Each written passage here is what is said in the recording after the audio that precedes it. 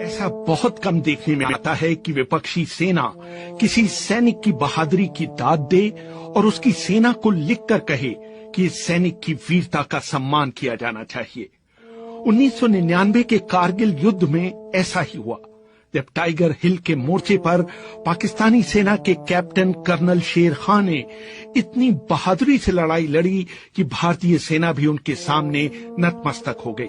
उस लड़ाई को भारत की ओर से कमांड कर रहे ब्रिगेडियर एमपीएस बाजवा याद करते हैं। बाकी सारे काले सलवार कमीज में थे और ये जो है ऑफिसर, मैं कहा ये अफसर होगा क्यों, जो ट्रैक सूट में थे। 2 अफसर थे। बाद में हमें पता चला कि एक मेजर इकबाल है जो कि special service group commando forces का था, और एक था कैप्टन करनाल शेर खान जो कि 12 नलाई का था, वहां से जो 4875 की तरफ से आए थे। और उसने जो लीड किया अटैक को, तीसरी बार वो हमें धकेल के हेलमेट से लेके तो दोबारा इधर इंडिया गेट की तरफ हम पीछे विड्रॉ करना पड़ा, क्योंकि जो हमारे 2 जेसीओज वहां खत्म हो गए और ऑफिसर बहुत क्रिटिकली वुंडेड था, इसलिए हमें विड्रॉ करना पड़ा। जो 20 आदमी आगे भेजे थे।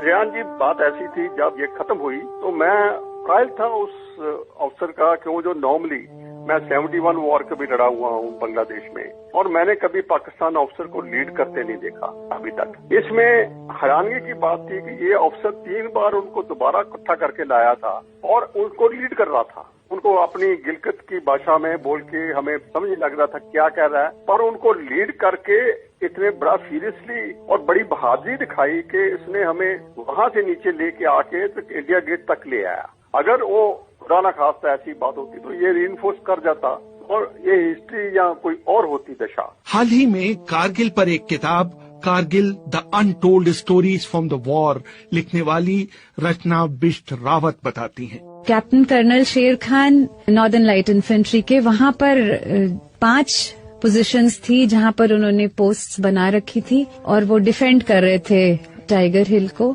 और जितने भी आर्मी के टॉप ब्रास हैं वो सब ओपनली ये कहते हैं कि बहुत मुश्किल था टाइगर हिल को वापस लेना। बहुत बहादुर थे वो और बहुत ही अच्छे सिपाही थे।